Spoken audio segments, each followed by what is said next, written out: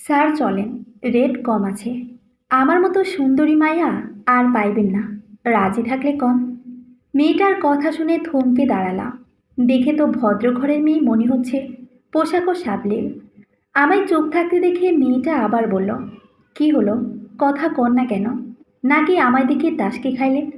আমি কিছু বলছি না, শুধু চুপ করে মেয়েটার দিকে তাকিয়ে আছে। আর বোঝার চেষ্টা করতেছি, মেয়েটাকে তো পতিতলের মতো লাগে না।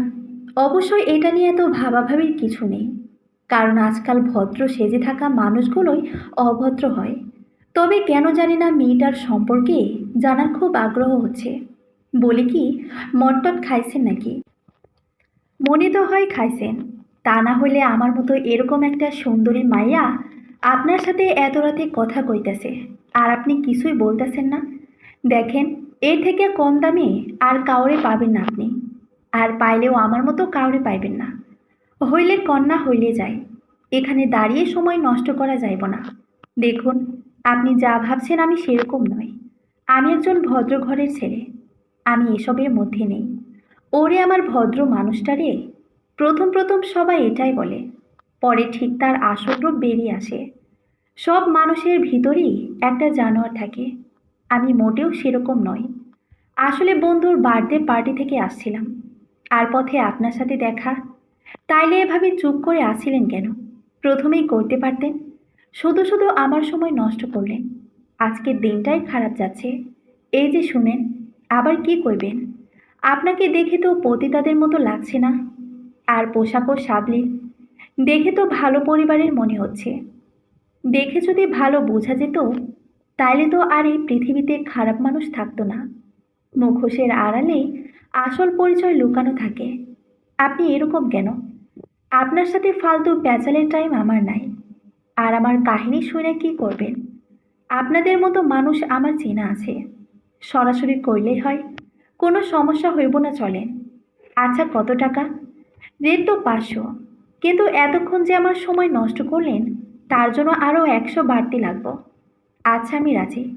দেখলেন তো, আসল পরিচয় বেরিয়ে আসলো। আগে কইলে আর এত সময় নষ্ট হতো না। আপনাদের তো আমার চেনা আছে। এত বছর ধরে এই লাইনে আছি দেখেই কইতে পারি কে কীরকম। মেয়েটা আমাকে একটা বস্তিতে নিয়ে আসলো। ভাঙাচোর একটা ঘরে ঢুকলাম। তারপর মেয়েটা দরজা আটকিয়ে দিল। যা করার তাড়াতাড়ি করবেন, এটা বলে মেয়েটা তার জামা কাপড় খুলতে লাগলো। আরে কি করছেন? কোনো কিছু করতে হবে না। আপনি চুপ করে এখানে বসেন। মানে? ওই, আপনার মতলবটা কি কন্ত? কোনো মতলব নেই। আপনাকে দেখে আমার এরকম মনে হচ্ছে না, তাই আপনার সম্পর্কে জানতে চাই। আর আপনার তো সময় নষ্ট হয়, তাই টাকা দিলাম। এখন চুপ করে এখানে বসেন, আর আপনার সম্পর্কে বলুন। আর আমি কিছুই করব না। এটা শুনেই চলে যাব। ও, বুঝবার পারছি। আপনি সাংবাদিক, তাই না? ইন্টারভিউ নিতে আসছেন আমার। আপনার সাহস তো কম না। ওই ক্যামেরা বাইর করেন। কই রাখছেন ক্যামেরা, বলেন? দেখুন, আমি কোনো সাংবাদিক নই, আর কোনো ক্যামেরাও নেই। আপনাকে দেখে কৌতূহল হলো, তাই জানতে চাচ্ছিলাম। আর আপনি কিন্তু আমার কাছ থেকে টাকা নিয়েছেন, তাই এটা আপনার দায়িত্বের মধ্যে পড়ে। কে জানতে চান? তাড়াতাড়ি কন। কে আপনি? ইমা।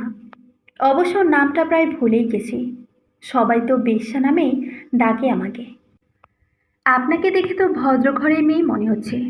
এই পেশায় আসলেন কিভাবে? শখ কইরা কি আর কেউ এই পেশায় আসে? পরিস্থিতি বাধ্য করছে। যখন ছোট ছিলাম, তখনই বাবা মা মারা যায়। এক চাচার কাছে থাকতাম। প্রথম ধর্ষণের শিকার তার কাছে হয়েছিলাম।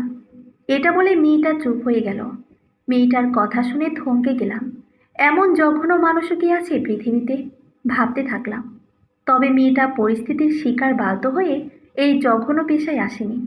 আমার কৌতূহল আরও বেড়ে গেল। মেয়েটাকে কিছু জিজ্ঞেস করতে যাব, হঠাৎ মেয়েটাকে কেউ ডাক দিল। মেয়েটা আমাকে বলল, আপনি একটু বসেন, আমি আসতেছি।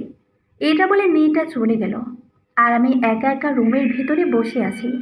মেয়েটা আসায় দেরি করায় আমি রুমটা পর্যবেক্ষণ করতে লাগলাম। হঠাৎ হাত ফসকে মোবাইলটা পড়ে গেল। মোবাইলটা উঠাতে গিয়ে খাটের নিচে চোখ গেল। একটা বড় বাক্স দেখতে পেলাম। অনেক কৌতূহল হচ্ছে, এত বড় বাক্সের কি প্রয়োজন আছে মেয়েটার? যাই হোক, আমি খুলে দেখার সিদ্ধান্ত নিলাম। বাক্সটা খোলার পর তো আমার হাত পা বরফের মতো ঠান্ডা হয়ে গেল। কপাল দিয়ে ঘাম বের হচ্ছে। বক্সটার ভেতরে মানুষের মাথা আর রক্তমাখা কোরাল, দড়ি, খুন করার অনেক কিছু দেখতে পেলাম। বক্সটার ভেতরে মানুষের মাথা দেখে ভয়ে আমার হাত পা ঠান্ডা হয়ে গেল।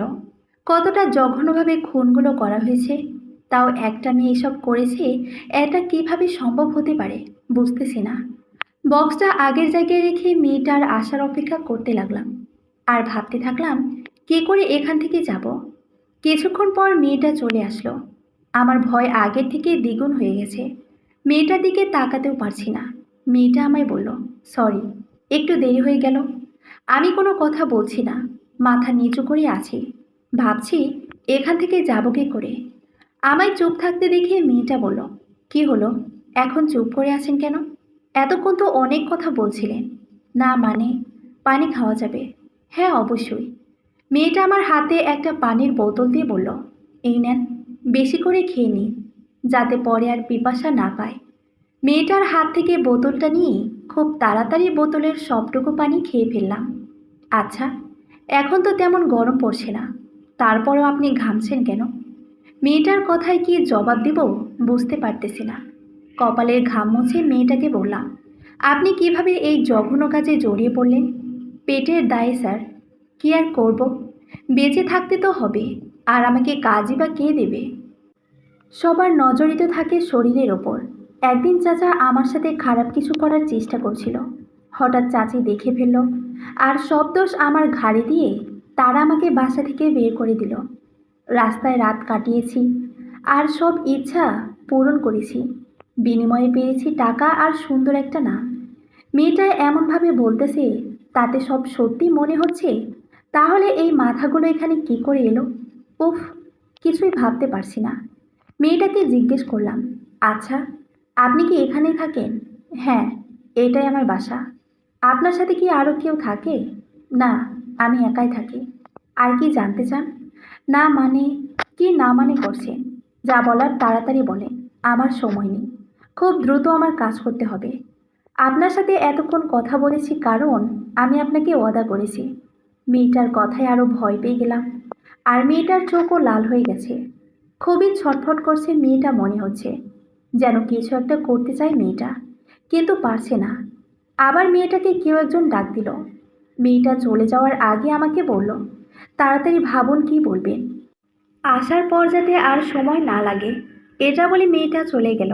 মোবাইলেও চার্জ নেই, কাউকে কল দেব সেটাও পারছি না। এখান থেকে যাব কিভাবে সেটা ভাবতেছি। মেয়েটা হয়তো বুঝতে পারে না যে আমি বক্সটা খুলে দেখেছি। এখানে যারা আসে তাদের সবারই অন্য খেয়াল থাকে, তাই সেটা ছাড়া অন্য কিছু কেউ ভাবে না। মেয়েটা আবার আমার কাছে আসলো, তবে এবার আর আগের মতো রেগে নেই। একদম শান্ত মনে হচ্ছে মেয়েটাকে। আমি মেয়েটাকে বললাম, আমার সব প্রশ্ন শেষ, আর কিছু জানার নেই আমার। আমি চলে যাচ্ছি এখন। আচ্ছা, যেতে পারেন।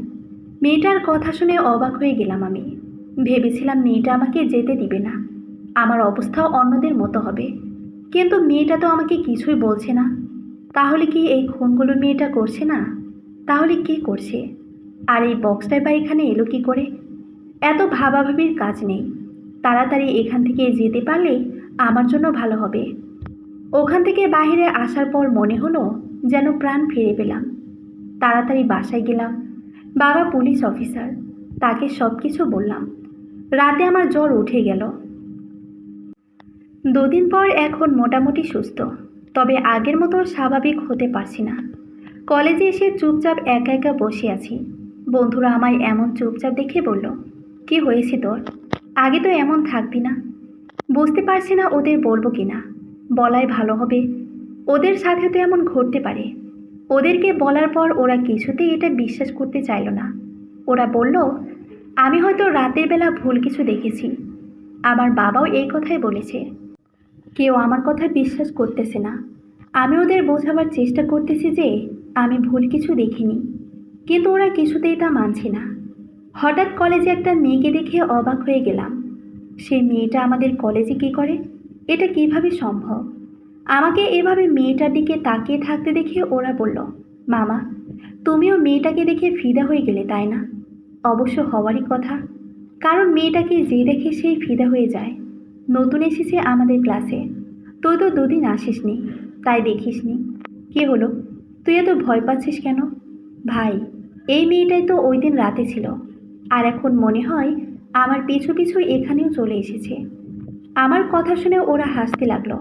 ধ্যাত, তোর মাথায় মনে হয় কোনো সমস্যা হয়েছে, তাই উল্টাপাল্টা বলিস। ভয়ে আমার অবস্থা খুবই খারাপ। তাহলে কি মেয়েটা বুঝতে পেরে গেল যে আমি ওই বক্সটা খুলেছিলাম, আর তার জন্য কি আমাকে খুন করতে এখানে এসেছে? হঠাৎ মেয়েটা আমার দিকে তাকালো, মনে হচ্ছে যেন কিছু একটা বলতে চায় আমাকে। ভয়ে আমি মেয়েটার দিকে তাকাতে পারছিলাম না, ওখান থেকে চলে আসলাম। বন্ধুরা সবাই এসে আমাকে বলল, মামা ট্রিট দাও। কি কপাল তোমার, মেয়েটা তোমার দিকে তাকিয়েছে। আমার কপাল খারাপ তাইও তাকিয়েছে। ভাই, তোরা কেন বুঝতেছিস না? ওই দিন রাতে এই মেয়েটাই ছিল, আর বক্সটার মানুষের মাথায় ছিল। মেয়েটা এখন আমাকে খুন করতে এখানে এসেছে। আমার কথা শুনে বন্ধুরা বলল, বুঝতে পেরেছি, ওই রাতে আমরা একটু বেশি নেশা করেছিলাম, তাই তোর সাথে এখন এমন হচ্ছে। আমি একদম ঠিক আছি, তোরা কেন আমার কথা বুঝতেছিস না? আচ্ছা চল, মেয়েটার কাছে ওর সম্পর্কে জিজ্ঞেস করে আসি। আমার ভয় করছে, আমি যাব না। ওকে দেখলে তো ভয়ে আমার হাত পা ঠান্ডা হয়ে যায়। আবার যাব ওর সাথে কথা বলতে, তাহলে তো ভয়ে আমি মরেই যাব। আরে কিছু হবে না। আচ্ছা যা, তোর কথাই মেনে নিলাম। এই মেয়েটাই ওই দিন ছিল, কিন্তু এখন তো কলেজে কত মানুষ আছে, আমরাও আছি। তাহলে তোর সাথে মেয়েটা খারাপ কিছু কিভাবে করবে? এখন মেয়েটার সাথে কথা বললে হয়তো তোর ভুল ধারণাটা চলে যাবে। আমি কোনো ভুল করছি না, এই মেয়েটাই ওই দিন রাতে ছিল। মানলাম তোর কথা, এখন মেয়েটার সাথে কথা বলি তো দেখ। ওরা আমাকে মেয়েটার কাছে নিয়ে গেল। আমি ভয়ে মেয়েটার দিকে তাকাতে পারছি না। ওরা মেয়েটার সাথে কথা বলছে, আর আমি ওদের পাশেই আছি। ওরা মেয়েটাকে বলল, আপনার নামটা কি জানা যাবে? মেঘা। এখানে কি নতুন এসেছেন? হ্যাঁ। আপনার পরিবারে কে কে আছে? সবাই আছে, মা বাবা, ভাই বোন। ও আচ্ছা, এসব কেন জিজ্ঞেস করছেন? এমনি জানতে চাইলাম। মেয়েটা আর কিছু না বলে চলে গেল। মেয়েটা চলে যাবার পর ওরা আমাকে বলল, এবার বিশ্বাস হলো যে তুই ভুল দেখেছিলি? আমি ভুল কিছু দেখিনি, এই মেয়েটাই ওই দিন ছিল।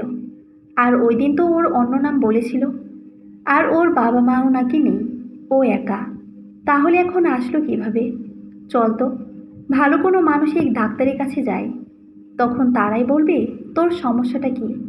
তোরা কি প্রমাণ করতে চাস? তোদের আর কতবার বলবো আমি ভুল কিছু দেখিনি, এই মেয়েটাই ছিল, আর এখন আমাকে খুন করার জন্য এসেছে। 3 দিন পর আমি ঘুমিয়েছিলাম, হঠাৎ মনে হলো কেউ আমার পাশে শুয়ে রইল। চোখ খুলে ওই মেয়েটাকেই দেখতে পেলাম। আমি চিৎকার করতে যাব, কিন্তু আমার মুখ থেকে কোনো শব্দ বের হচ্ছে না। আমার মুখে কাপড় দিয়ে বেঁধে দেওয়া, হাত পাও বাঁধা, নাড়াচাড়া করতে পারছি না। মেয়েটা হাসতে লাগলো, তার হাতে একটা কোড়াল। আমি শুনতে পাচ্ছি মেয়েটা আমাকে বলতেছে, কেন তুই এই বক্সটা খুলেছিস? এখন তোর জীবন দিয়ে তার মূল্য পরিশোধ করবি। ওই বক্সটায় আরও একটা মাথা যুক্ত হবে, সেটা হলো তোর মাথা। এটা বলেই মেয়েটা হাসতে লাগলো। মেয়েটা কুড়াল হাতে নিয়ে আমার দিকে এগিয়ে আসছে, আর আমি চিৎকার করার চেষ্টা করতেছি, কিন্তু পারতেছি না। হঠাৎ ঘুম ভেঙে গেল। তাড়াতাড়ি লাইট অন করলাম। না, সব কিছু ঠিকই আছে। রুমটা ভালো করে চেক করলাম। কি ভয়ঙ্কর স্বপ্নটাই না দেখলাম। না, কালকেই ভালো কোনো ডাক্তারের কাছে যেতে হবে। মেয়েটার ভয়ে সবসময় ভীত থাকি, অন্য কিছুতে মনোযোগ দিতে পারছি না। সকালে বন্ধুদের কলে ঘুম থেকে উঠলাম, কিন্তু যেটা শুনলাম তাতে আমার মাথা ঘুরে গেল। তাড়াতাড়ি বেরিয়ে পড়লাম। হৃদয়ের লাশ পাওয়া গেছে লেকের পাড়েতে। খুবই জঘন্যভাবে কেউ খুন করেছে ওকে। হাত পা মাথা লাশের সাথে নেই। ওর জাতীয় পরিচয়পত্র দেখে পুলিশ ওকে শনাক্ত করেছে। আমার বাকি বন্ধুরা ওখানে এসেছে। আমি ওদেরকে বললাম এসব ওই মেয়েটাই করেছে, আমি নিশ্চিত। তোরা তো আমার কথা বিশ্বাস করলি না, এখন দেখলি তো। সবাই চুপ করে আছে, কেউ কোনো কথা বলছে না। পুলিশ আমাদের কাছে আসলো, হৃদয়ের সম্পর্কে সব কিছু জানতে চাইল। ওর কারোর সাথে কোনো শত্রুতা আছে কিনা।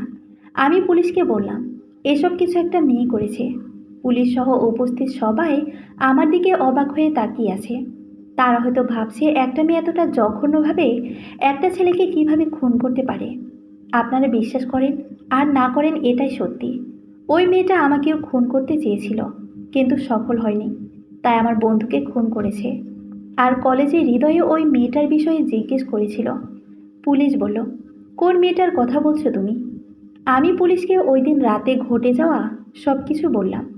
পুলিশ লাশটাকে ফরেন্সিকে পাঠালো আর মেঘার কাছে জিজ্ঞাসাবাদের জন্য গেল। মেঘা অবাক হয়ে পুলিশকে বলল, আপনাদের মাথা ঠিক আছে তো? কি বলছেন এসব? একটা ছেলের কথায় কোনো প্রমাণ ছাড়া আমাকে এমন জঘন্য কাজের জন্য জিজ্ঞাসাবাদ করাটা কি ঠিক? গতকাল রাতে আমি আমার বন্ধুদের সাথে পার্টিতে ছিলাম। আপনারা চাইলে পার্টির ভিডিও দেখতে পারেন। পুলিশ ভালোভাবে পার্টির ভিডিওটা দেখল। তাতে স্পষ্ট দেখা যাচ্ছে মেঘা পার্টিতে ছিল। সারা রাত তাহলে মেঘা কোনোভাবেই খুনটা করতে পারে না। তাহলে কে করলো? পুলিশ মেঘাকে আর কিছু জিজ্ঞেস না করে চলে আসলো। কিন্তু পুলিশের সন্দেহ এখনো দূর হয়নি। হৃদয়কে ঠিক কখন খুনটা করা হয়েছে তা ফরেন্সিক থেকে জানা গেলে মেঘাকে আরও ভালোভাবে জিজ্ঞাসাবাদ করা হবে। ওই দিনের ঘটনার কথা এখনই মেঘাকে কিছু জিজ্ঞেস করেনি পুলিশ। ও একজন পুলিশ অফিসারের ছেলে, এমনকি ওরা কেউ কাউকে চিনেও না। তাহলে ও কেন মেঘা নামে মিথ্যে কথা বলতে যাবে? দুজন পুলিশকে মেঘার উপর নজর রাখার জন্য রাখা হয়েছে। মেঘা যে আত্মবিশ্বাসের সাথে কথা বলেছিল, তাতে মনে হয় এমনটা হবে ও তা আগে থেকেই জানতো আর এর জন্য প্রস্তুত ছিল। একদম নির্ভয়ে কথা বলছিল। ও হৃদয়ের খুনের পর আরও ভয়ে থাকি সব সময়। একজন মানসিক ডাক্তারের কাছে এসেছি, তার কাছে সব কিছু বললাম। সব শুনে সে বলল, অল্পতেই কাউকে অবিশ্বাস করা, অত্যাধিক ভয় পাওয়া এটা খুবই ভয়াবহ। আপনাকে এটা থেকে বের হতে হবে, তা না হলে সামনে আরও সমস্যা হবে। ডাক্তার প্রতিদিন তার সাথে দেখা করতে বলল আর বলল চেষ্টা করবেন যাতে কোনো কিছুতে বেশি ভয় না পান। পুলিশ জানতে পেরেছে খুনটা রাত 1টা থেকে 2টার ভেতরে করা হয়েছে। হাত পা বেঁধে তারপর খুনটা করা হয়েছে। আর এটা কোনো প্রতিশোধের জন্য হতে পারে। পুলিশ পার্টির ভিডিওটা আবার দেখল, কিন্তু মেঘা খুন হওয়ার সময় পার্টিতে ছিল। পুলিশ ভাবছে ওর সাথে ওই দিন রাতে যা হয়েছিল যদি একইভাবে হৃদয়ের সাথে হয়ে থাকে। কিন্তু ওর বলা ঠিকানা অনুযায়ী পুলিশ সেখানে গিয়ে ফাঁকা জায়গা ছাড়া আর কিছুই দেখতে পেল না। তাহলে কি ও মিথ্যা বলছে? 3 দিন পর, এই 3 দিনে আরও 3টা লাশ পাওয়া গেছে, আর সবারই হাত পা মাথা নেই। আর অবাক করার বিষয় হলো তারা সবাই বন্ধু ছিল। এখন এমন অবস্থা যে আমি বাসা থেকেই বের হই না। একে একে আমার 4জন বন্ধু খুন হলো, তাও খুবই জঘন্যভাবে। কেউ খুন করেছে, কে, কেন এসব করছে বুঝতেছি না। ডাক্তারের কাছেও নিয়মিত যাচ্ছি, কিন্তু কোনো লাভ হচ্ছে না। রাতে ঘুমাতে পারি না, চোখ বন্ধ করলেই মনে হয় কেউ আমাকে খুন করতে আসছে। পুলিশ এখন পর্যন্ত কোনো প্রমাণ খুঁজে পায়নি। শহরের মানুষের মনে একটা আতঙ্ক তৈরি হয়ে গেছে। কেউই আর এখন রাতের বেলা বাসার বাইরে বের হয় না, কারণ 3টা খুনই রাত 1টা থেকে 2টার ভেতরে করা হয়েছে। পুলিশ সন্দেহ করছে খুনি হয়তো কোনো ট্যাক্সি ড্রাইভার, পতিতা ভিখারি হতে পারে। কারণ এদের কেউ সন্দেহ করবে না। পুলিশ শহরের সব রাস্তায় গলিতে ক্যামেরা লাগিয়েছে যাতে খুনিকে ধরতে পারে। প্রথম খুনটা হওয়ার পর ফরেনসিক থেকে বলা হয়েছিল খুনি হয়তো রিভেঞ্জ এর জন্য করছে, কিন্তু তারপর আরও 3টা খুন হয়েছে এই একই রকমভাবে। তাই এটা এখন পরিষ্কার যে এটা কোনো সাইকো কিলারের কাজ। সাইকো কিলাররা কোনো কারণ ছাড়াই নিজেদের প্রশান্তির জন্য একই রকমভাবে মানুষদের খুন করে, তারপর ফেলে রেখে যায়। এরা এতটাই পারফেক্টভাবে খুনগুলো করে যে কোনো প্রমাণ পাওয়া যায় না। তাই এদের ধরাটাও খুব কষ্টসাধ্য ব্যাপার। যে করেই হোক খুব তাড়াতাড়ি এই সাইকো কিলারকে ধরতে হবে, কারণ তাকে ধরতে যত দেরি হবে লাশের সংখ্যা তত বাড়বে। পুলিশ সংবাদ সম্মেলনে বলেছে সবাইকে সতর্ক থাকতে আর রাত 10টার পর বাইরে না বের হতে। অচেনা কারোর প্রতি সন্দেহ হলেই থানায় যোগাযোগ করতে বলা হয়েছে। পুলিশ মেঘাকে সন্দেহ করছে সেই প্রথম থেকে, কিন্তু ওর বিরুদ্ধে কোনো প্রমাণ পাওয়া যাচ্ছে না। পুলিশ ভাবছে লোকগুলোকে কিডন্যাপ কিভাবে করা হয়, আর সাইকো কিলাররা কিডন্যাপের জন্য সবসময় নিরিবিলি জায়গা ব্যবহার করে। পুলিশ যখনই মেঘার কাছে জিজ্ঞাসাবাদের জন্য যায় তখনই মনে হয় সব প্রমাণ রেডি করেই দেখে দেয়, যাতে পুলিশ আসলেই দেখাতে পারে। পুলিশ মেঘাকে পরীক্ষা করে দেখতে পারছে না যে ওর কোনো মানসিক সমস্যা আছে কিনা। কোনো প্রমাণ ছাড়া আদালতের জন্য পারমিশন দিবে না। সাইকো কিলারদের দেখতে অন্য আর 10টা সাধারণ মানুষের মতোই মনে হয়। এরা অন্যদের মতোই স্বাভাবিক জীবনযাপন করে, জব করে, সব কিছু করে। দেখে বোঝার উপায় নেই যে এর কোনো মানসিক সমস্যা আছে। 4টা খুনের মধ্যে অদ্ভুত একটা মিল হলো এরা 4জনই বন্ধু ছিল, তাও আবার ওরই বন্ধু। পুলিশ ওর সাথে সার্বক্ষণিক থাকার জন্য 2জন পুলিশ দিয়েছে। আর কোনো খুন হলেই বোঝা যাবে এটা কোনো কাকতালীয় ব্যাপার না, এদের মধ্যে কোনো যোগসূত্র আছে। তবে পুলিশ এখনও কারো হাত পা মাথা পায়নি। ফরেনসিক থেকে জানা গেছে খুনগুলো কুড়ালের সাহায্যে করা হয়েছে। শহরের সব জায়গায় পুলিশ পাহারার ব্যবস্থা করেছে। সব পুলিশ স্টেশনের খোঁজ নিতে বলেছে। কোনো নিখোঁজ অভিযোগ থাকলে সাথে সাথে বলতে। রাত 8টার সময় পুলিশ একটা নিখোঁজ অভিযোগ পায় একজন ছেলের। ছেলেটার বয়স 22 থেকে 23 হবে। পুলিশ বুঝতে পারল না এত সব সিকিউরিটির ভেতরে এটা কিভাবে হলো। হঠাৎ তাদের মনে হলো খনি তো পতিতালয়ে থাকতে পারে, আর ছেলেটা হয়তো সেখান থেকেই কিডন্যাপ হয়েছে। পুলিশ শহরের সব রাস্তায় খুঁজে দেখেছে, কিন্তু কোথাও কিছু খুঁজে পায়নি। আর মেঘার ওপরেও নজর রাখছে, কিন্তু তেমন কিছু দেখতে পায়নি। পুলিশ ভাবছে মেঘা হয়তো খুনগুলো করছে না, তাহলে ও কেন মেঘা নামে এটা বলবে? তাহলে কি ও ইচ্ছা করেই এমনটা করছে আর খুনগুলো করছে? আর ও তো কিছুদিন আগে মানসিক ডাক্তারের কাছেও গিয়েছিল। ও মেঘা নামে এটা বলেছিল যাতে আমরা মেঘাকে সন্দেহ করি, আরও খুনগুলো করতে পারে। ও একজন পুলিশ অফিসারের ছেলে। কোনো শক্ত প্রমাণ ছাড়া ওকে জিজ্ঞাসাবাদও করতে পারবো না। মেঘার ওপর পুলিশের আর কোনো সন্দেহ নেই, তাই মেঘাকে নজরবন্দিও বন্ধ করে দিয়েছে পুলিশ। এখন ওর ওপর সার্বক্ষণিক নজর রাখবে। স্যার, ও কেন কোনো বন্ধুদের খুন করবে? এরা কোনো কারণ ছাড়াই খুন করে, শুধুমাত্র মানসিক প্রশান্তির জন্য। স্যার, এখন পর্যন্ত তো আমরা এটাও জানি না যে খুনগুলো কে করছে, কোনো ছেলে না মেয়ে। আশা করি খুব তাড়াতাড়ি জানতে পারবো। বাসায় একা একা বসে আছি, বাইরে বের হতেও ভয় করছে। আমার 4জন বন্ধু খুন হলো, পুলিশ বলছে এসব কোনো সাইকো কিলারের কাজ। আর খুনিকে এখনো পর্যন্ত ধরা যায়নি, কিন্তু আমি তো জানি এসব এই মেঘা মেয়েটা করছে। আমার কথা কেউ বিশ্বাস করছে না, সবাই ভাবছে আমি ভুল কিছু দেখেছি। না, এভাবে আর বসে থাকা যাবে না। আমি নিজে ওই মেয়েটার কাছে জিজ্ঞেস করব ও কেন এসব করছে। কলেজে গিয়ে মেয়েটাকে খুঁজতে লাগলাম। কিছুক্ষণ পর দেখলাম মেয়েটা তার বন্ধুদের সাথে আড্ডা দিচ্ছে। আমার বন্ধুদের সবাইকে খুন করে এখানে বসে আড্ডা দেওয়া হচ্ছে। ওর কাছে গিয়ে বললাম, তুই কেন করছিস এসব? সরি, কে আপনি? আর কিসের কথা বলছেন? দেখ, আমার সাথে তোর এই অভিনয় করবি না। সত্যি করে বল, কে তুই? কেন আমার বন্ধুদের খুন করেছিস? আপনার মাথা ঠিক আছে? কী সব বাজে কথা বলছেন? আমি না আপনাকে চিনি, আর না আপনার বন্ধুকে চিনি। আপনি এখনই এখান থেকে যান, তা না হলে আমি প্রিন্সিপালের কাছে বলতে বাধ্য হব। তুই যতই অভিনয় করিস না কেন, একদিন ঠিকই সত্যিটা সবার সামনে আসবে।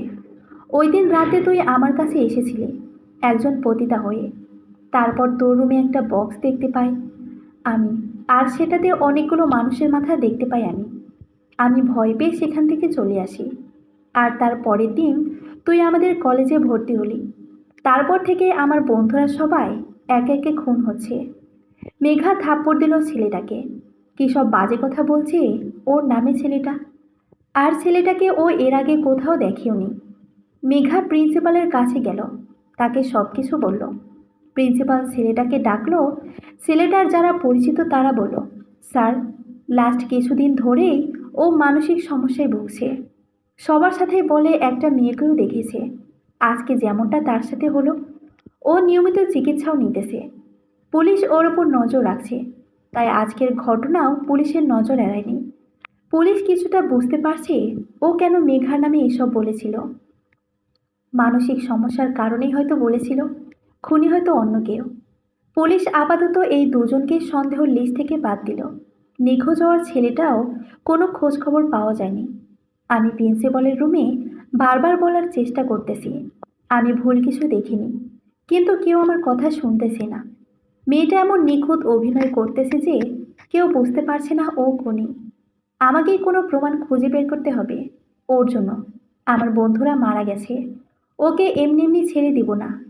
পুলিশের কাছে একটা পার্সেল এসেছে, কিন্তু কে, কোথা থেকে পাঠিয়েছে তা কিছু লেখা নেই। পুলিশের খুবই কৌতূহল হলো। তারা ভাবছে কে কেন এটা পাঠালো। পার্সেলটা খুলে সবাই থমকে গেল, কারণ পার্সেলটার ভেতরে একটা মানুষের মাথা রয়েছে। ওর যেই চারজন বন্ধু খুন হয়েছে তার ভেতরে কোনো একজনের হবে। পুলিশ বুঝতে পারল এটা তাদের কাছে কেন পাঠালো। তারা এটা গোপন রাখার চেষ্টা করলো, কারণ সাইকো খুনিরা চায় সব জায়গায় তাদের চর্চা হোক। যদি তেমনটা না হয় তাহলে হয়তো রেগে গিয়ে তারা কোনো ভুল করবে। পুলিশ মাথাটা ফরেন্সিকে পাঠালো, আর এই পার্সেল কোথা থেকে আসলো তা খুঁজে বের করার চেষ্টা করতেছে। পুলিশ কুরিয়ার সার্ভিসে যোগাযোগ করলো, কিন্তু কোনো তথ্য খুঁজে পেল না। এভাবে 5 দিনে পুলিশের কাছে 5টা পার্সেল আসে, আর সবগুলোতেই মাথা, হাত পা পাওয়া গেছে, যেই খুনগুলো আগে করা হয়েছে। পুলিশ কিছুতেই বুঝতে পারছে না এসব কে করছে। আর নতুন কোনো খুনও হয়নি এর ভিতরে। মেঘা মেয়েটাকে প্রতিদিন অনুসরণ করি, কিন্তু তেমন কিছু খুঁজে পাইনি। তবে মেয়েটা প্রতিদিন কারো কাছে দেখা করতে যায়। কার সাথে দেখা করতে যায় সেটা জানতে পারিনি। আজকে ওর পিছু নিয়েছি যে যে করেই হোক আজকে জানতে হবে যে ও কার সাথে কথা বলে। ও একটা বাড়ির ভিতরে গেছে, আমিও ওর পিছু পিছু গেলাম। কিছুক্ষণ পর একটা মুখোশ পরা লোক আসলো। মেঘা ওই মুখোশ পরা লোকটার সাথে কি নিয়ে যেন কথা বলছে। তবে মেঘাকে খুবই চিন্তিত লাগছে। মেঘা আর মুখোশ পরা লোকটা একে অপরের সাথে কথা বলছে। কেউ দেখেনি তো? না, কেউ দেখেনি। পুলিশ এখন আমাকে সন্দেহ করে না, কিন্তু বুঝতে পারছে না ওই ছেলেটা কোথা থেকে আসলো। ওর জন্য আমাদের পরিকল্পনা নষ্ট হয়ে যাচ্ছিল। ও একটা বোকা। ও ভাবে ওর মানসিক সমস্যা আছে, কিন্তু আসলে সেরকমটা কিছুই নয়। তবে যাই হোক, ওর জন্য আমাদের আরও ভালো হয়েছে। পুলিশ আমাদের ওপর সন্দেহ করেনি। আর তুমি এই সুযোগটা আরও ভালো করে কাজে লাগিয়েছো বাবা। ও যখন তোমার কাছে গেল তখন তুমি ওরে বললে যে ওর মানসিক সমস্যা আছে, আর ও এটাই বিশ্বাস করলো। আমরা তো শুধু ওদের কিডন্যাপ করেছি, তারপর টাকা দিয়ে অন্য কাউকে দিয়ে খুনগুলো করিয়েছি। সে কে বাবা? আমি তাকে দেখতে চাই। আমিও তাকে এখন পর্যন্ত দেখিনি। যতবারই তাকে দেখতে চেয়েছি ততবারই সে বলেছে এখনো সময় হয়নি। যখনই মুখোশধারী তার মুখটা দেখালো আমি অবাক হয়ে গেলাম। এই ডাক্তার মেঘার সাথে কি করে? তাহলে কি সেও এর সাথে জড়িত? পুলিশের কাছে এসে সব কিছু বললাম, কিন্তু তারা আমার কথা বিশ্বাস করতেছে না। আমি তাদেরকে বললাম ওই মানসিক ডাক্তারের সাথে মেঘার কোনো সম্পর্ক আছে, আর মেঘাকে জিজ্ঞাসাবাদ করলেই সত্যিটা সামনে আসবে। হঠাৎ একজন এসে বলল, স্যার, এই ভিডিওটা দেখেন। তারা দেখতে পেল সর্বশেষ যেই ছেলেটার মাথা পুলিশ পেয়েছিল মেঘা রাতে তার সাথে একই গাড়িতে, তারপরে ছেলেটা নিখোঁজ।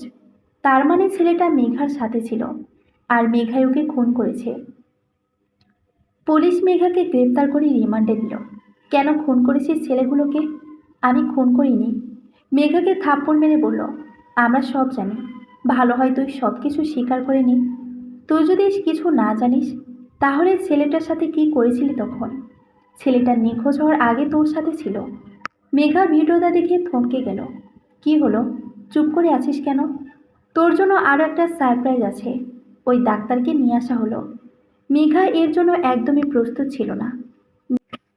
মেঘার বাসা থেকে খুনের হাতিয়ার উদ্ধার করেছে, তাতে মেঘা আর মেঘার বাবার হাতের ছাপ পাওয়া গেছে। কেন খুনগুলো করলে? মেঘার বাবা বলল, আমরা করিনি, তবে দেখেছিলাম। এতে আমি প্রশান্তি পাই। আর কোনো মিথ্যে কথা শুনতে চায় না। এখন জেলের ভিতর থেকে আরও প্রশান্তি পাবে। পুলিশের উপর অনেক চাপ ছিল, অবশেষে তারা সফল হলো। আমার মানুষের রক্ত অনেক পছন্দ, তাই প্রতিদিন রাতে কুড়াল দিয়ে একজনের মাথা 2 টুকরা করি। এতে আমি প্রশান্তি পাই। মেয়েটা থমকে গেল ছেলেটার কথায়। রাতে পার্টি করে ফেরার পথে গাড়ির টায়ার নষ্ট হয়ে যায় মেয়েটার, আর তখন ছেলেটা সাহায্য করে। আর এখন সে খুন করতে চাইছে। মেয়েটার কপাল থেকে ঘাম বের হচ্ছে। ভয়ে ছেলেটার দিকে তাকাতেও পারছে না। কোনো রকমে ছেলেটাকে বলল, তুমি মজা করছো তাই না? ছেলেটা রাগীভাবে মেয়েটার দিকে তাকালো আর বলল, আমাকে দেখে কি মনে হয় আমি মজা করার জন্য এত রাতে আপনাকে এসব বলবো? আপনাকে খুন করার জন্য ফাঁদ পেতেছিলাম একটা। প্রথমে আপনার টায়ার পাঞ্চার করায়, তারপর সাহায্যের নাম করে আমার গাড়িতে ওঠায়, আর এখন আপনাকে খুন করার জন্য নিয়ে যাচ্ছি। মেয়েটা ছেলেটাকে আঘাত করতে যাবে, তার আগে ছেলেটা মেয়েটার মাথায় আঘাত করলো, যার ফলে মেয়েটা অজ্ঞান হয়ে গেল। ছেলেটা গাড়ি ড্রাইভ করতেছে আর একা একা বলছে, কত সুন্দর দুজনে কথা বলতে বলতে যেতাম, তা না হলে সে চিৎকার করবে। এখন কর চিৎকার, দেখি তোকে কে বাঁচায়। মেয়েটার জ্ঞান ফেরার পর নিজেকে রুমের ভিতর একটা চেয়ারে বাঁধা অবস্থায় পেল। মেয়েটা চিৎকার করে বলতেছে, কেউ আছো, বাঁচাও আমাকে। কিন্তু কোনো সাড়া শব্দ পেল না। মেয়েটা রুমের ভিতর খুন করার অনেকগুলো হাতিয়ার দেখতে পেল, মনে হচ্ছে যেন কসাইখানা কোনো। আরেকটা কুড়াল যেটায় রক্ত লেগে আছে। ভয়ে মেয়েটার গলা শুকিয়ে গেছে। হঠাৎ ছেলেটা এসে মেয়েটার কাছে একটা পানির বোতল দিল আর বলল, পানি খেয়ে নিন। মেয়েটা কাঁদতে কাঁদতে ছেলেটাকে বলল, আমাকে এখানে কেন এনেছো? আমি কি ক্ষতি করেছি তোমার? প্লিজ আমাকে যেতে দাও। আমার বাবা মা খুবই চিন্তা করবে। আপনাকে মেরে ফেলার জন্য এখানে নিয়ে এসেছি। আর চিন্তা করবেন না, কালকেই আপনার বাবা মায়ের কাছে যেতে পারবেন। এটা বলে ছেলেটা কিছুটা হাসলো, তারপর বলল, তবে লাশ হয়ে আমাকে মাফ করবেন। আমি লাশের সাথে আপনার মাথাটা দিতে পারবো না, সেটা কিছুদিন পর দেওয়ার চেষ্টা করব। এখন আপনার শেষ ইচ্ছা বলেন, কতটা নিকৃষ্ট তুমি? কেন আমাকে খুন করবে?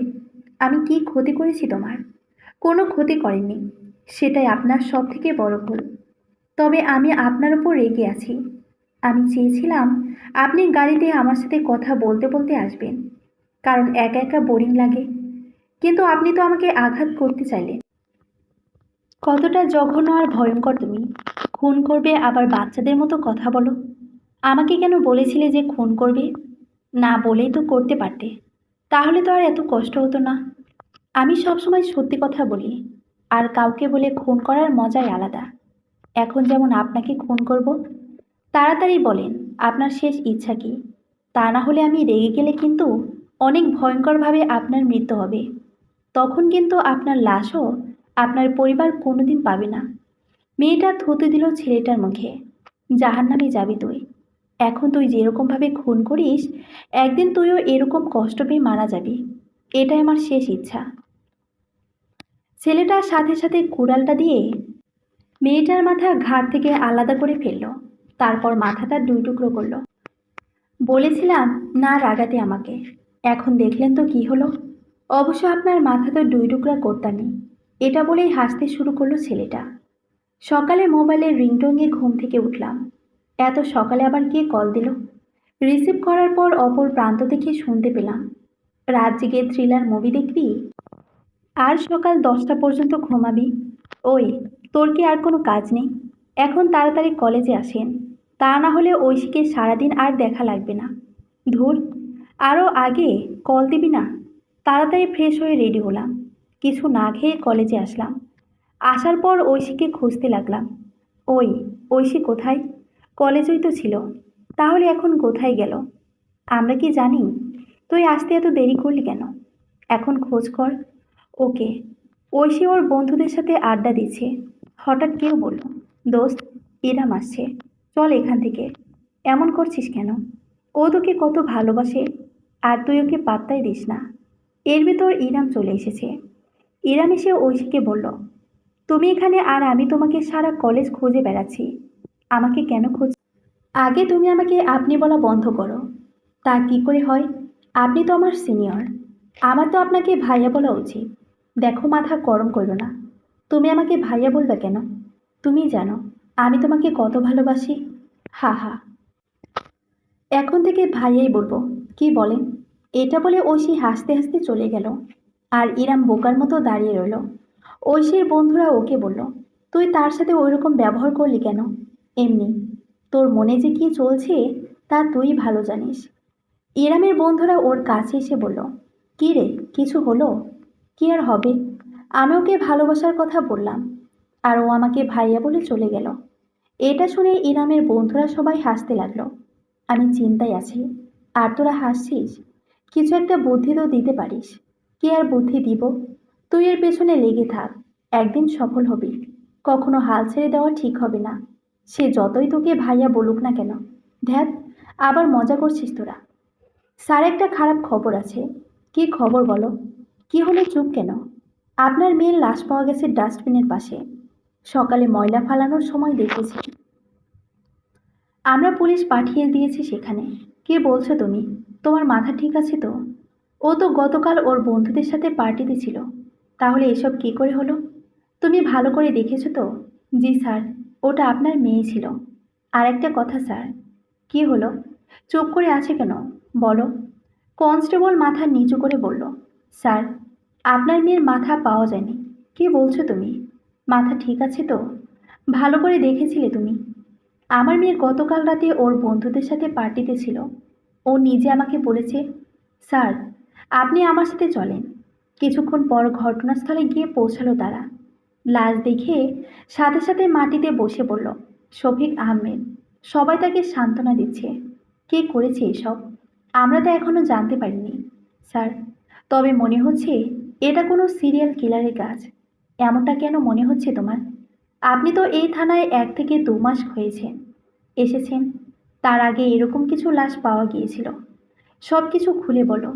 কেউ একজন এভাবে প্রতিদিন খুন করে, আর তার মাথা, হাত পা লাশের সাথে পাওয়া যায়নি। আমরা অনেক চেষ্টা করেছি খুনিকে ধরার জন্য। অবশেষে পেলাম। একটা মেয়ে আর তার বাবা দুজনে মিলে খুনগুলো করেছিল। আর মেয়েটার বাবা মানসিক ডাক্তারও ছিল। ফরেনসিক থেকে বলা হয়েছিল এটা কোনো সাইকো কিলারের কাজ, যে মানসিক প্রশান্তির জন্য একইভাবে সবগুলো খুন করেছিল। আর তারা দুজনে মিলে কিডন্যাপ করত, তারপর কুড়াল দিয়ে খুন করত। তাদের বিরুদ্ধে সব প্রমাণ ছিল, তাই তাদেরকে আমরা গ্রেপ্তার করি। আর এখন আবার সেই একই খুন। আমি নিশ্চিত তারা এর সাথে জড়িত বা কিছু জানে। তাদের জিজ্ঞাসাবাদ করে দেখতে পারি আমরা। যত দ্রুত সম্ভব এই খুনিকে থামাতে হবে। তা না হলে এর ফল ভালো হবে না। পুলিশ মেঘা আর ওর বাবার কাছে জিজ্ঞাসাবাদের জন্য গিয়েছে। হাত বাঁধা অবস্থায় ওদেরকে পুলিশের সামনে নিয়ে আসা হলো। তোদের সাথে আর কে কে আছে বল? মেঘা, আপনার কথা আমরা কিছুই বুঝতে পারছি না। আজকে আবার একটা লাশ পাওয়া গেছে, ওই একইভাবে খুনগুলো হলো। বল, তোদের সাথে আর কে জড়িত আছে? মেঘা, আমরা খুনগুলো করিনি, অন্য কেউ করেছিল। তার ফেস আমরা দেখিনি। আর গতকালের খুনটাও হয়তো সে করেছে। শফিক আহমেদ রেগে গিয়ে বলল, আর একটাও মিথ্যে কথা বলবি না, তা না হলে এক্ষুনি খুন করব। তোদের জন্য আমার মেয়ে মারা গেছে। তোদের জন্য ভালো হবে সত্যিটা বলে দে।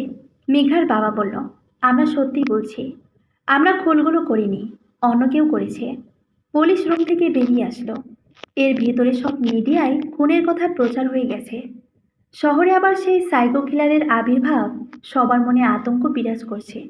সবাই ভাবছে, যেখানে পুলিশ অফিসারের মেয়ে নিরাপদ না, সেখানে আমরা কিভাবে নিরাপদ হব? শফিক আহমেদ বলল, আগের বারের খুনের সময় কে কে জড়িত ছিল? স্যার, একটা ছেলে ছিল।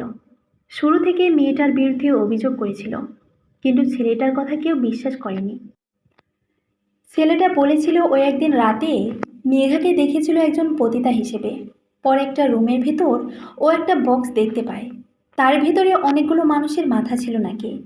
কিন্তু মেঘাকে জিজ্ঞাসাবাদ করলে ও এটা অস্বীকার করে আর বলে ও ছেলেটাকে কখনো দেখেনি। তার 2 দিন পর মেঘা ওই ছেলেটার কলেজে আসে। আর তারপরে ছেলেটার 4জন বন্ধু খুন হয়ে যায়, যার ফলে ছেলেটা মানসিকভাবে অসুস্থ হয়ে পড়ে আর ডাক্তারের কাছে যায়। আমরা সিসিটিভির ফুটেজে মেঘাকে একটা ছেলের সাথে দেখি গাড়িতে উঠতে। তারপরে ছেলেটা নিখোঁজ হওয়ার খবর পাই। তার পরের দিন লাশ খুঁজে পাই আমরা। আর যেটা দিয়ে সবগুলো খুন করা হয়েছে, সেই কুড়ালে মেঘা আর ওর বাবার হাতের ছাপ পাওয়া যায়। যদি সেরকমটা হয়, তাহলে এখন এই খুনটা কে করলো বুঝতে পারছি না স্যার। তবে মেঘা আর ওর বাবা বলেছিল ওরা খুনগুলো করেনি, অন্য একজন করেছিল। সে মুখোশ পরা ছিল, কিন্তু তার সম্পর্কে ওরা কিছু জানে না। আমার মনে হয় স্যার, মেঘা আর ওর বাবা সত্যি বলছে। যতক্ষণ না আসল খুনিকে পাওয়া যায়, তার আগে কিছু বলা যাবে না। ওদের আবার সেই মুখোশ পরা লোকটা সম্পর্কে জিজ্ঞাসা করো। আর আমার মেয়ের সাথে যারা পার্টিতে ছিল, সবাইকে জিজ্ঞাসাবাদের জন্য ডাকো। আচ্ছা স্যার। ওসিয়া আর ওর বন্ধুরা মন খারাপ করে বসে আছে।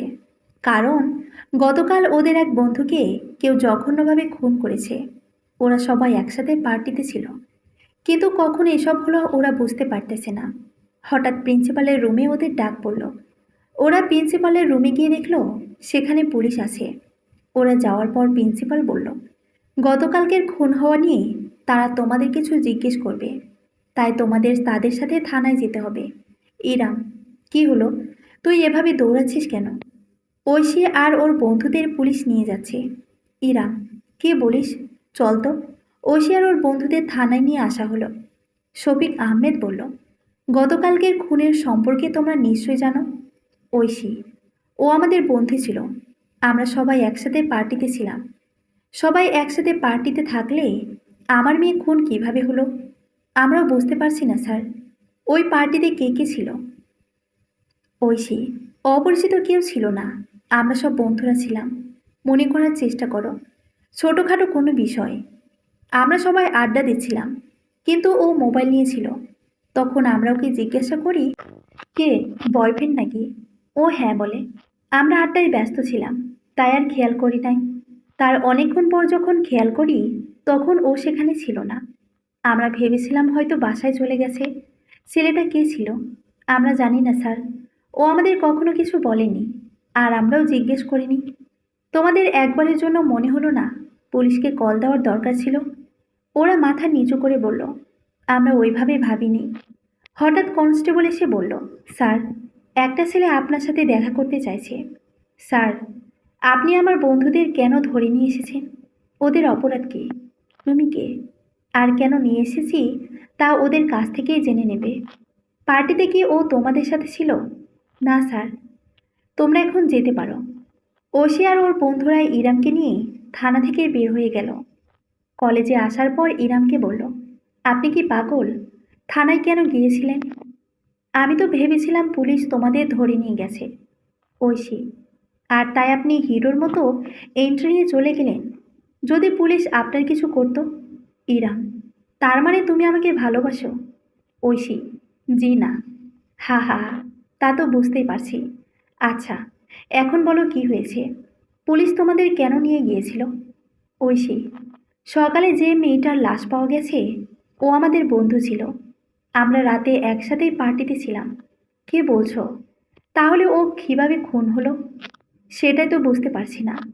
একজন কনস্টেবল এসে বলল, স্যার, যে ছেলেটা মেঘার নামে অভিযোগ করেছিল ওকে নিয়ে এসেছি। ওকে আমার রুমে নিয়ে আসো। আচ্ছা স্যার। ছেলেটাকে শফিক আহমেদের কাছে নিয়ে আসা হলো। ছেলেটাকে শফিক আহমেদ বলল, তুমি তাহলে সে যে মেঘা ওর বাবার নামে অভিযোগ করেছিলে? জি। তা কি দেখেছিলে তুমি? 2 মাস আগে আমি একদিন রাতে বন্ধুদের সাথে রাতে পার্টি করে বাসায় আসছিলাম। হঠাৎ মেঘা আমার সামনে এসে একজন পতিতা হয়ে, কিন্তু ওকে দেখে আমার ভদ্রঘরের মেয়ে মনে হচ্ছিল। আমার কৌতূহল হলো, তাই ওর সাথে গিয়েছিলাম। ও আমাকে একটা রুমের ভেতরে নিয়ে আসে। হঠাৎ কেউ ওকে ডাক দেয়, ও চলে যায়। আর আমি রুমের ভিতর একা একা হাঁটছিলাম। হঠাৎ হাত ফসকে আমার মোবাইলটা নিচে পড়ে যায়। আমি মোবাইলটা উঠাতে গিয়ে খাটের নিচে একটা বক্স দেখতে পাই। আমার কৌতূহল হলো, তাই বক্সটা খুলে দেখলাম। আমি কল্পনাও করতে পারি নাই বক্সটার ভিতরে ওইরকম কিছু দেখব। কি দেখেছিলে তুমি? অনেকগুলো মানুষের মাথা, দড়ি আর রক্তমাখা কোড়াল। আমি অনেক ভয় পেয়ে যাই, আর কোনো রকমে সেখান থেকে চলে আসি। যদিও এগুলো করে থাকে, তাহলে তুমি সেখান থেকে কিভাবে পালাতে পারলে? ও ভাবতে পারে নাই আমি ওইটা দেখব। আর ওখানে যারা যায় তাদের সবারই অন্য চিন্তা ভাবনা থাকে, তাই তাদের জন্য অন্য কিছু ভাবার সময় থাকে না। আরও কিছু একটা নিয়ে চিন্তিত ছিল, তাই আমার ওপর তেমন গুরুত্ব দেয়নি।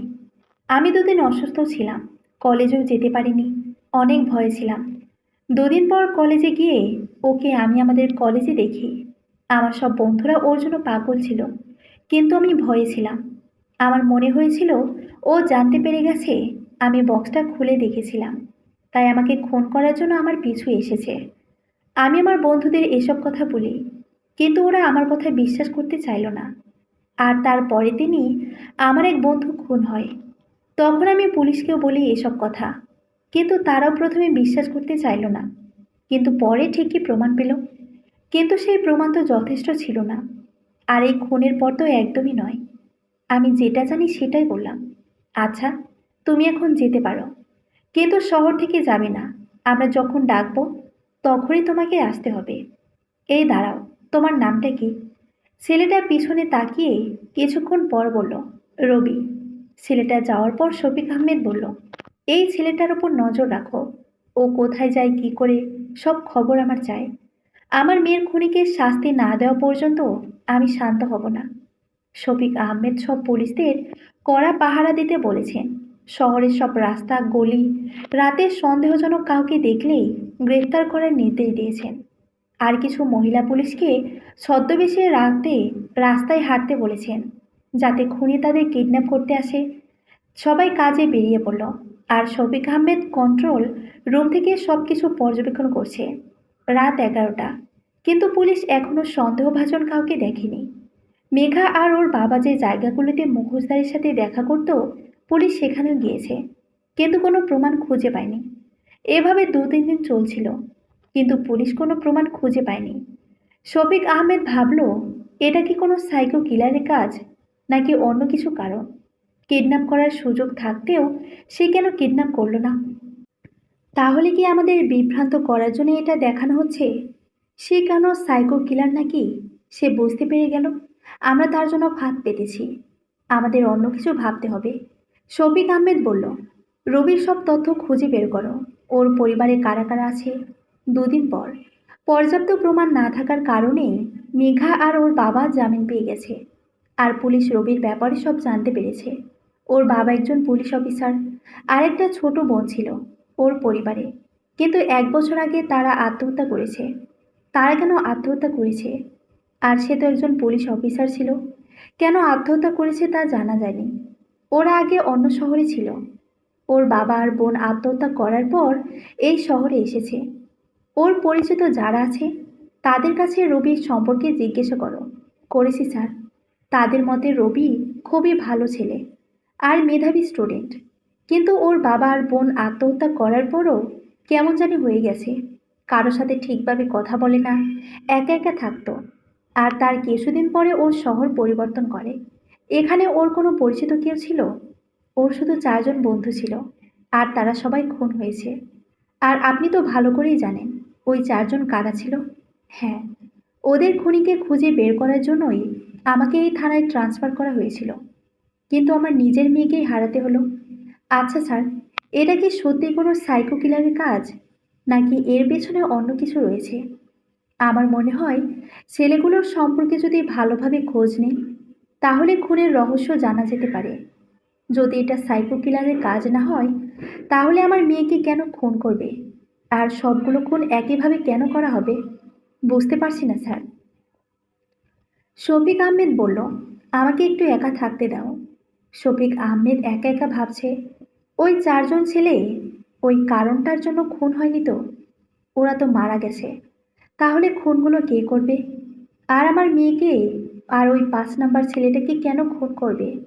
ওরা তো এর সাথে জড়িত ছিল না। শফিক আহমেদ কনস্টেবলকে ডেকে বলল, রবির বাবা আর বোনের কোনো ছবি আছে? রবি একা একা হাঁটছে, আর চোখ থেকে পানি গড়িয়ে পড়ছে। আজকে বড্ড ওর বাবা আর বোনের কথা মনে পড়ছে। ওর বোন বলেছিল, ভাইয়া, বাড়িতে আসার সময় আমার জন্য অনেকগুলো চকলেট নিয়ে আসবা। রবি চকলেট এনেছিল, কিন্তু তা নেয়ার জন্য ওর বোন আর বেঁচে ছিল না। রবির বাবা চেয়েছিল ও একজন পুলিশ অফিসার হবে, কিন্তু ওর বাবা তো তার দেখার আগেই এই পৃথিবী ছেড়ে চলে গেছে। ওর ছোট বোনটা যে প্রতিদিন ওর সাথে কথা না বলে থাকতে পারতো না, সে এখন দিনের পর দিন ওর সাথে কথা না বলে আছে। শফিক আহমেদ ছবিগুলো দেখে থমকে গেল। উঠে দাঁড়ালো, তার চোখে মুখে ভয়ের ছাপ। শফিক আহমেদকে এভাবে দেখে অন্য পুলিশরা বলল, স্যার কোনো সমস্যা? না, আমি ঠিক আছি। 1 বছর আগে জান্নাত কোচিং থেকে ফিরছিল। হঠাৎ দেখলো 5টা ছেলে এক জায়গায় বসে নেশা করছে। জান্নাত সেটা দেখে ভিডিও করলো আর পুলিশকে গিয়ে দেখালো। পুলিশ জান্নাতের ঠিকানা নিয়ে ওকে বাসায় যেতে বলল। জান্নাত বাসায় এসে ওর বাবাকে বলল। ওর বাবা বলল, খুবই ভালো কাজ করেছো। এখন যা, তোর ভাইয়াকে কল দে। সে কখন থেকে কল দিয়ে যাচ্ছে। জান্নাত ওর ভাইয়ের সাথে কথা বলছে। ভাইয়া তুমি কবে আসবে? ভালো লাগছে না তোমাকে ছাড়া। আমি কালকে সকালেই চলে আসবো বোন। আমার জন্য কিন্তু অনেকগুলো চকলেট আনবে। আচ্ছা ঠিক আছে। এখন যা ফ্রেশ হয়ে নে। আচ্ছা, ভালো থেকো তুমি। রাতে জান্নাত আর ওর বাবা খাবার খেয়ে বিশ্রাম নিচ্ছে। হঠাৎ কলিং বেল বাজালো কেউ। জান্নাত দরজা খুলে দিয়েই তো অবাক হয়ে গেছে। কারণ ওই ৫ জন ছেলে আর তাদের সাথে ওই পুলিশ অফিসারটাও এসেছে। ছেলেগুলো জান্নাতকে বলল, খুব শখ ভিডিও করার তাই না? এখন আমরা ভিডিও করব আর তোর বাবা দেখবে। ছেলেগুলো জান্নাতের বাবাকে বেঁধে ফেলল আর জান্নাতকে রুমের ভেতরে নিয়ে গিয়ে ধর্ষণ করছে। জান্নাত চিৎকার করে সাহায্যের জন্য বলছে, কিন্তু কেউ ওর কথা শুনতে পাচ্ছে না। জান্নাতের বাবা কাঁদতে কাঁদতে পুলিশ অফিসারকে বলল, স্যার, আপনার পায়ে পড়ি, দয়া করে আমার মেয়েকে ছেড়ে দিন। কিন্তু পুলিশটি তার কথা শুনল না। ছেলেগুলো জান্নাতকে ধর্ষণ করে ভিডিও করলো, তারপর বলল, যখনই তোকে ডাকবো আমাদের কাছে আসতে হবে, তা না হলে এই ভিডিও ভাইরাল করে দিব। খুব শখ তোর ভিডিও করার তাই না? ছেলেগুলো আর পুলিশ অফিসারটি চলে গেল। জান্নাতের বাবা ওর পায়ে পড়ে গেল আর বলল, মা, আমাকে তুই মাফ করে দিস। শফিক আহমেদ বন্দুক হাতে নিয়ে বেরিয়ে পড়ল। রবি নদীর পাড়ে শফিক আহমেদের জন্য অপেক্ষা করছে। কিছুক্ষণ পর শফিক আহমেদ এসে রবিকে মারা শুরু করলো। আর রবি হাসতেছে। আমার মেয়েকে কেন খুন করেছিস? রবি কোনো কথা বলছে না, শুধু হাসছে। কথা বলছিস না কেন? আমার মেয়েকে কেন খুন করেছিস?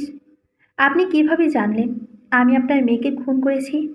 ও, তার মানে আপনি আমার বাবা আর বোনকে দেখে ফেলেছেন। এত পরে আপনার করা পাপের কথা মনে পড়ে গেল। রবি চিৎকার করে বলছে, হ্যাঁ, আমি আপনার মেয়েকে খুন করেছি। ওই ৫ জনকেও খুন করেছি, যাদের জন্য আমার বাবা আর বোন খুন হয়েছে।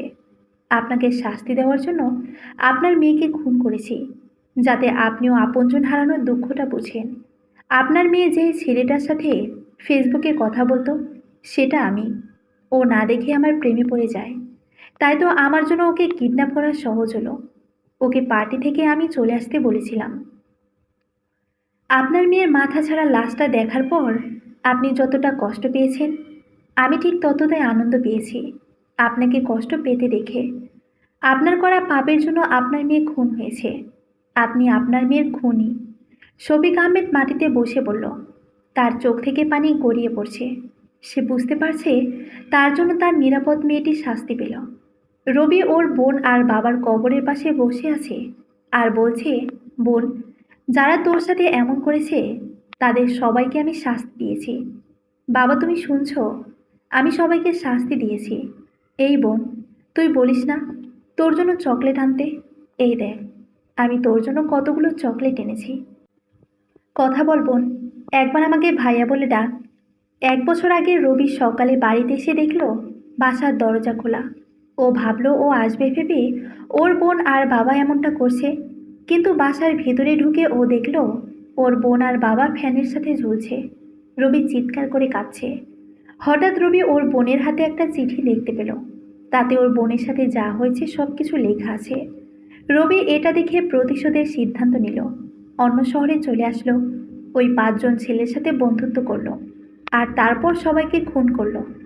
আর মেঘা ওর বাবাকে নিয়ে একটা মিথ্যা নাটক তৈরি করলো, যাতে মেঘা আর ওর বাবা শুধু অভিনয় করে গেছে। মেঘার বাবা রবির বাবার বন্ধু ছিল, আর মেঘা ও রবিও একে অপরকে ভালোবাসত। ২ দিন পর রবি নদীর পাড়ে একা একা হাঁটছে। হঠাৎ মেঘা এসে রবিকে জড়িয়ে ধরল। মেঘা, তুমি জানো আমি তোমার জন্য কতটা চিন্তায় ছিলাম? রবি, আমাকে মাফ করে দাও। আমার জন্য তোমাদের সমস্যায় পড়তে হলো।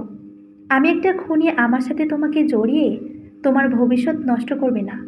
মেঘা, চুপ, আর কোনো কথা বলবে না তুমি। কিছুই করনি। আমি তোমার কষ্টের ভাগ নিতে চাই। শফিক আহমেদ বসে আছে আর ভাবতেছে তার করা পাপের জন্য তার মেয়ে শাস্তি পেল। হঠাৎ তার কাছে একটা পার্সেল আসে। সেটা খুলে সে দেখতে পেল শুধু মানুষের চোখ দুটা আর একটা চিরকুট, তাতে লেখা, এগুলো আপনার মেয়ের চোখ। আর সে আপনার দিকে তাকিয়ে বলতেছে, বাবা, তুমি কেন এমন করলে? আপনি যতদিন বেঁচে থাকবেন ঠিক ততদিন এই কষ্ট আপনাকে তাড়া করে বেড়াবে, ঠিক আমার মতো। সমাপ্ত। এটা সম্পূর্ণ কাল্পনিক গল্প। তাই কেউ বাস্তবের সাথে মিলাতে আসবেন না। গল্পটা গল্প হিসেবে নেবেন। ধন্যবাদ।